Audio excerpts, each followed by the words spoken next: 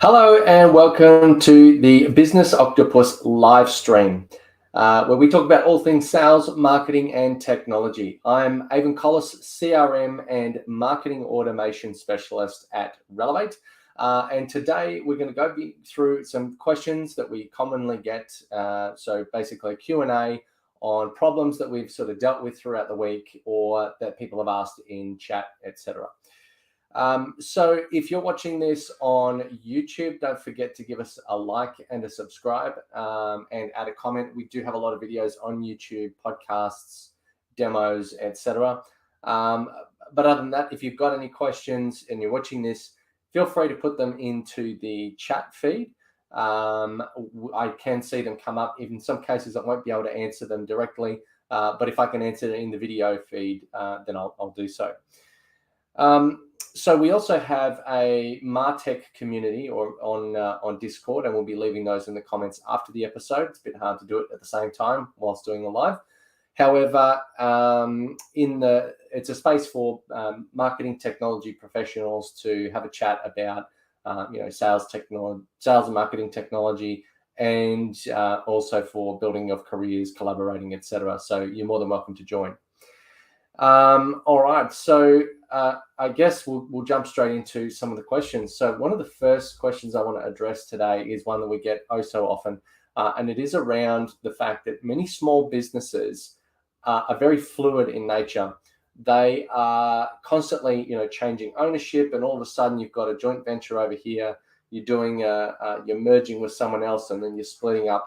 And a lot of times those small businesses are very fluid because there's not a lot at stake. Well, it's not difficult to move, and generally people are okay with a little bit of data loss or a bit of problems or a bit of, arguments, and people are still testing the waters. I think in a lot of times small businesses, because they have not bedded down foundations, they feel as though they're much more ready and easy to jump ship, change tack, do different different methodology or approach to their business. So that makes it very difficult to implement good systems, constantly coming up with new products, changing your mind on things, maybe going down a particular product line for a while, decide it's not going to work, and then, flicking over to something else. Big businesses do go through some of this as well, but they try to prevent it as much as possible. And usually they're big because the business has some established processes. Maybe they've got a bit more revenue to pump into some system development, that sort of thing. But there's a bit of a balancing act where every time, ideally, if you're going to come up with a business concept, idea, process, and then you apply systems to it, and that could just literally be a dot point checklist. But the fact that you've spent time building a system around it will all be made redundant if you go and change what that thing is or that service is, or stop offering it, or product, or whatever. So having some level of flexibility. Now, that doesn't mean that you should not invest in systems, because the systems make it more efficient, they make it more scalable, they make it so that somebody else can come in and do the work alongside you or in replacement of you. So having a good system is really, really important. But when businesses are in that small phase and they're still working out what's working, what's selling, what's not selling, and then, once they kind of really nail that one idea that's really picked up in the market, then they can start to change little features about that one product, rather than constantly doing a big shift and a pivot over to another product or service. So the pivots can be really expensive. Micro changes, however, that can be really, really effective. So I guess in broad terms, it can be really, really difficult for a small business to implement good systems because they're making very large pivots. If, however, they have made a bit more of a solid system, then it's much easier to implement a solid business proposition that's selling, that's working.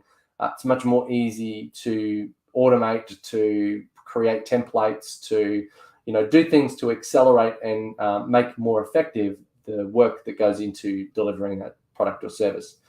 So what do I mean by all that?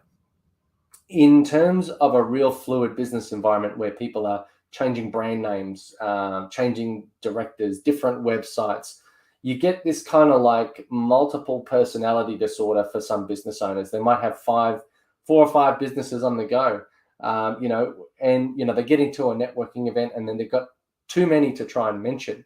I mean, we've got a little bit of that, but most big businesses that have that problem have hundreds of thousands of staff, and so you've got 100,000 staff that deal with that company, 100 that deal with that company. So each one of those representatives really are delivering that brand promise on their own, whereas the head shed or the board, the directors, they are delivering multiple brand promises, and maybe they're delivering the group promise to the shareholders.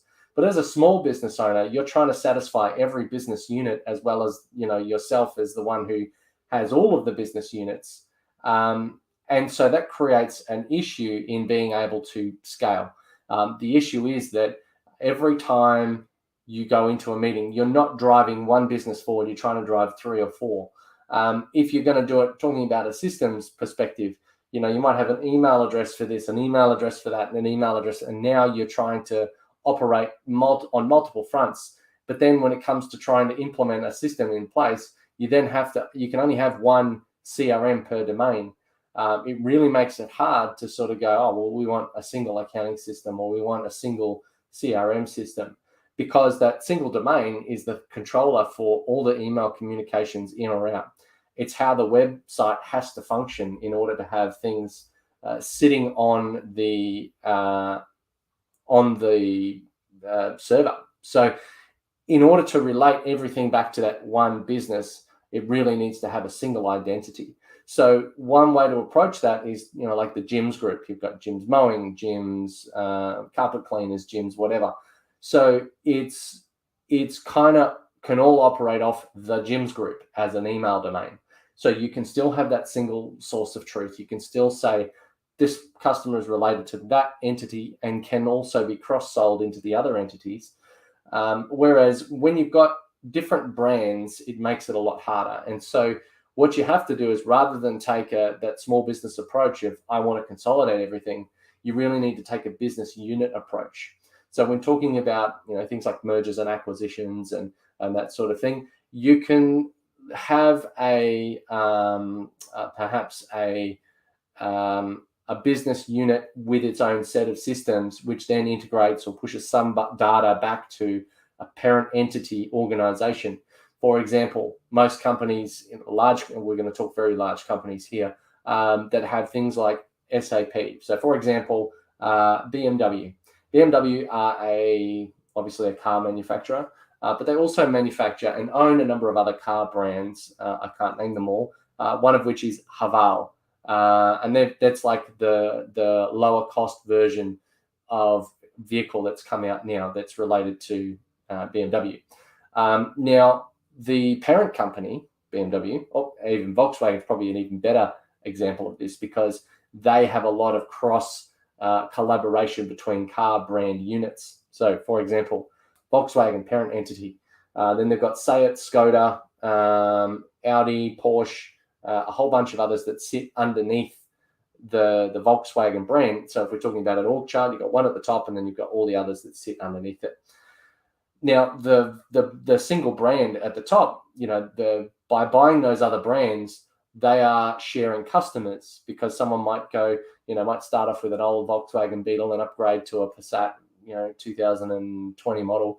And then eventually, they become wealthy. So then they go and buy a Porsche or an Audi, and progress through the purchase life cycle if they like the car, the brand, etc. The other thing that they get is shared value on the back end, is the reduced admin costs of having to, manage each other or reduce segmentation of business process. They can kind of centralize some processes and save a bit of money that way. For example, pooling their requirements for a particular supplier, and because their supply is higher, be able to negotiate a better price.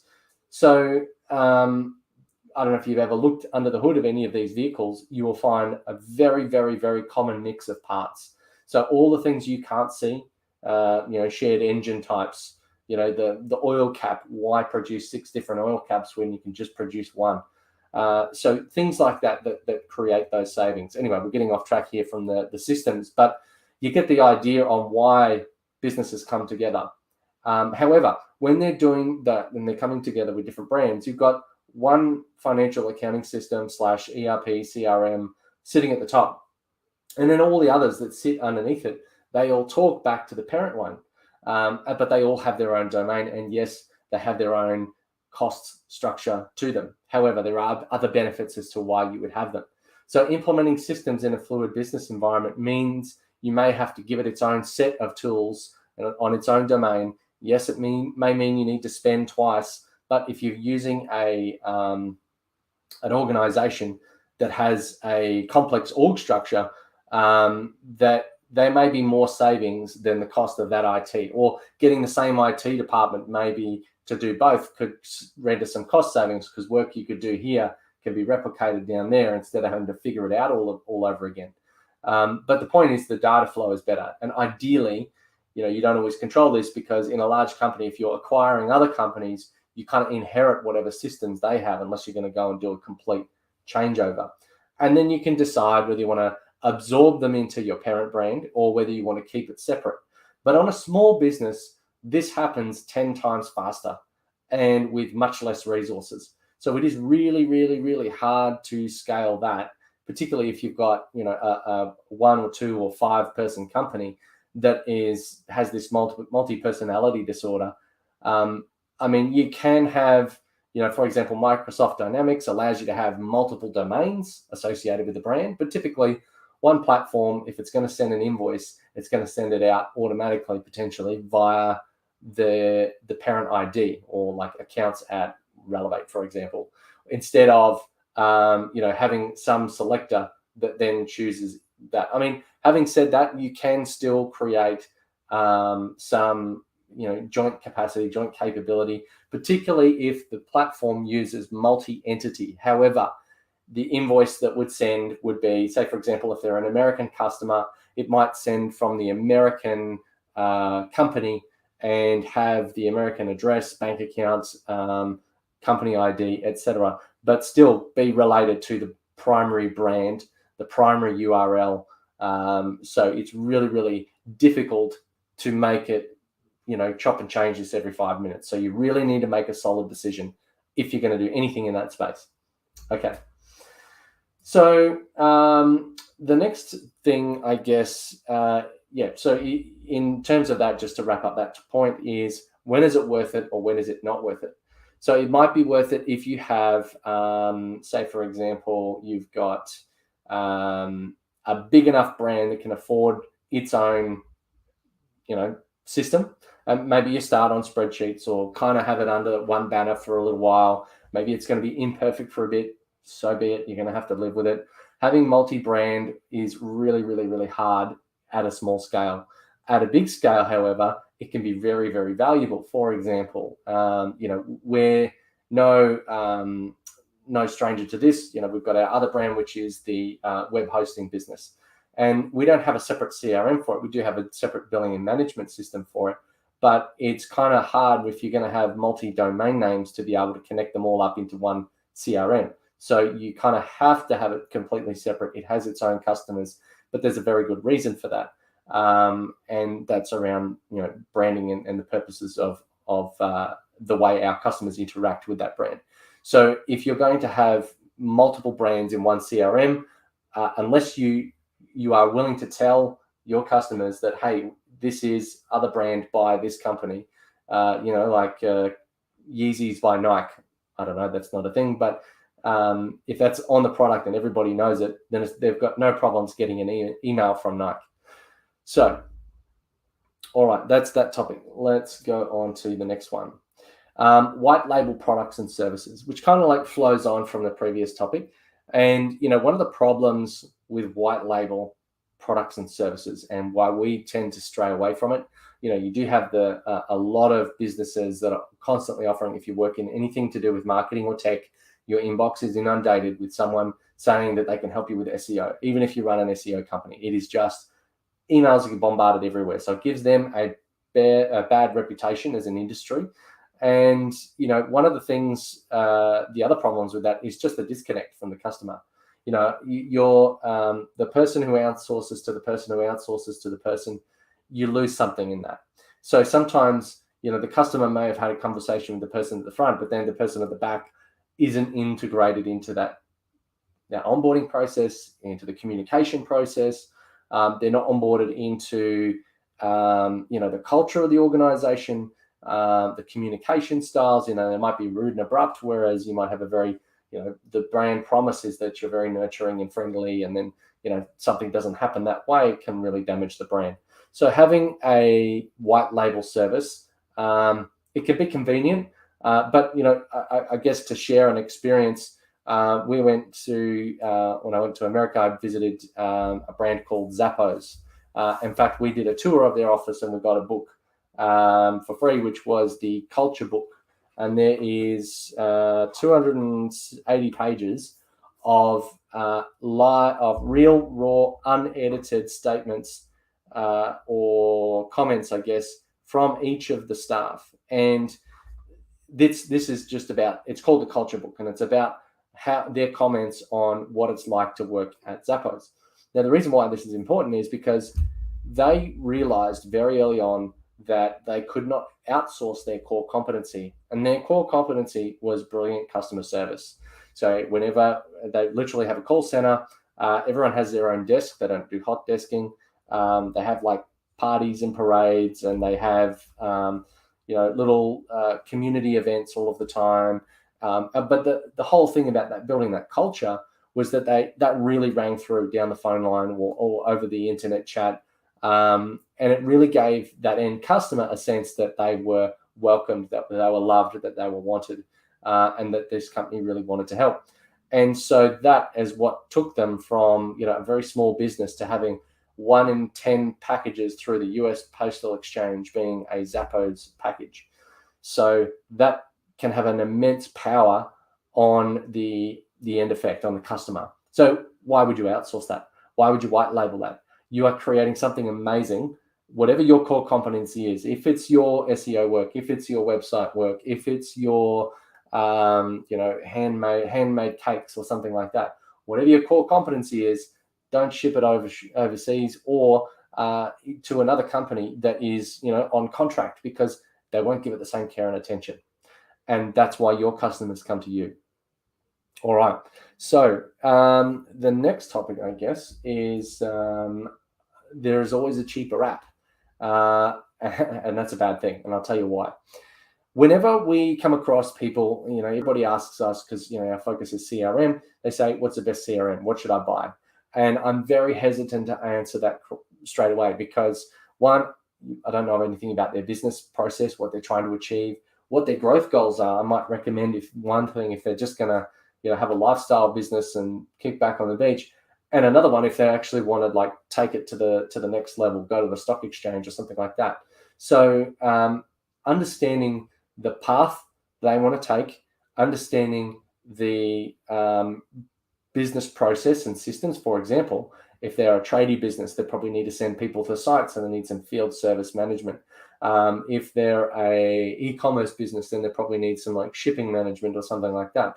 And we don't want to pick something that does that but not that, or doesn't allow you to include that later, or you want to have a bit of a mix, or you want the power to be able to add some new capability on in the future.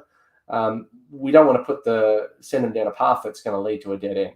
So the idea is that, no, it's not a really easy option. It's not an easy throwaway line. Try, HubSpot, or try ActiveCampaign, or whatever it is. I think that whenever people think about CRM, they go and they get on Google, and there's literally over 8,000 products on the market that can be bought. So with 8,000 products on the market or more, obviously it's really, really hard to determine which one should be good for your business. Now, the other thing, since COVID, there's been an explosion in the new CRMs, products, etc., that are out on the market. And in fact, things like Monday.com or even I think Asana are moving towards this. Anything that has the capacity to store a first name and an email address is all of a sudden being called a CRM. Simply, there is some benefits which, become a little bit like a Rolodex, in that you can store the name, phone, email, you can store a couple of tasks, you can maybe link it to something else. But what's really missing in that is the ability to have a single view of the customer. What is the point of a CRM? It's not just to store phone numbers. I can do that in a notepad. What it is, even if it looks nice and clicks nice, and that's not the reason why you would choose a CRM, or why you would choose a cheap one.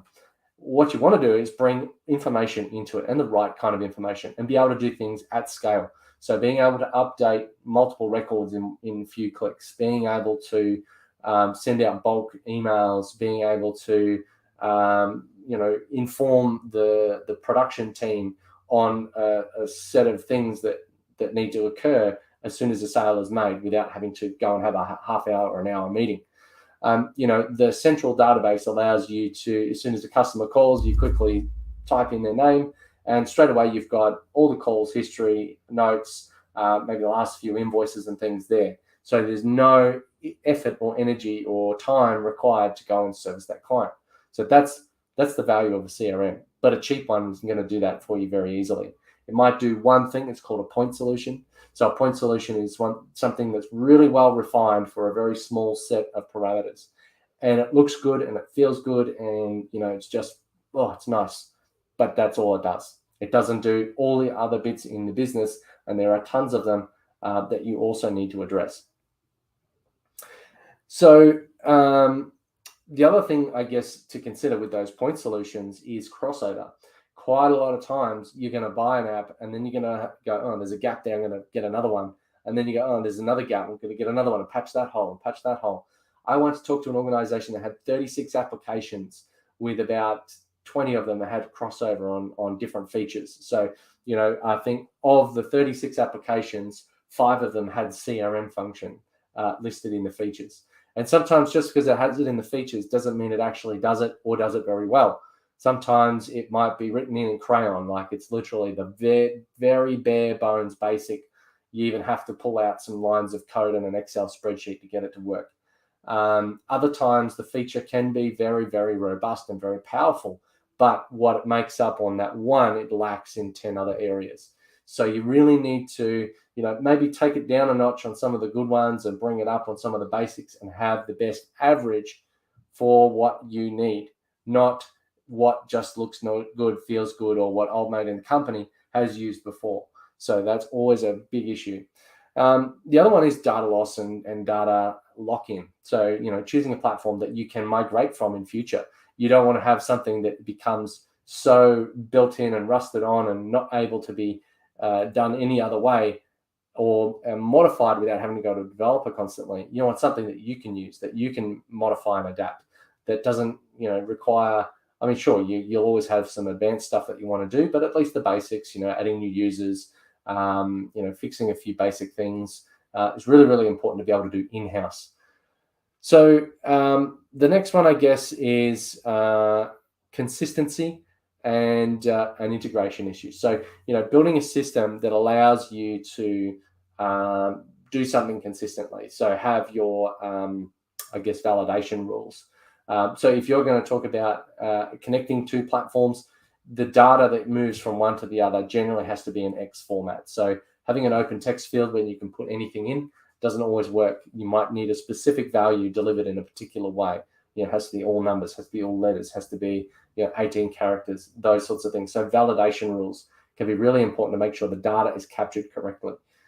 And then also, when you're looking and you're evaluating these systems, there's a big difference between good quality and good marketing. Sometimes something that is marketed really, really well, looks awesome in the ads, you jump into it and you go, oh, it doesn't do this. Or you start using it and the first onboarding experience is really nice, and then you start asking deeper questions. All right, I want to know this from the data. No, it's an add-on, or you can't do it. I want this feature. Yeah, it's in pipeline. It's going to be 3 years before it gets implemented or something, or not until we get 1 million votes. Whatever the excuse is. So I think I've just about covered most of the questions here. We do have a comment from Casper. Awesome, thank you very much. And I guess before we head off, what I'd like to do is, if you want to find out more, we've got some courses at academy.relevate.com.au. or jump on our website. You'll be able to find it through the links. Don't forget, if you're watching this on YouTube, give us a like and a subscribe and a thumbs up. It really helps, or add a comment or something. It really helps us to get out there. We have tons of YouTube demos and screen walkthroughs, as well as podcasts and things, and these lives. So if you've enjoyed, hopefully you have. If you've got any questions, feel free to put them in the comments. Even after this, I will go through and answer them next week. If you would like to post any other kind of question, you can always do it in the comments on the Relevate website. I would also like to give some love to our Ripper Hosting, which is our web hosting business. And otherwise, thank you very much for listening, and I hope you've enjoyed the live stream. Thank you, and stay dry if you're in Brisbane or Sydney. Otherwise,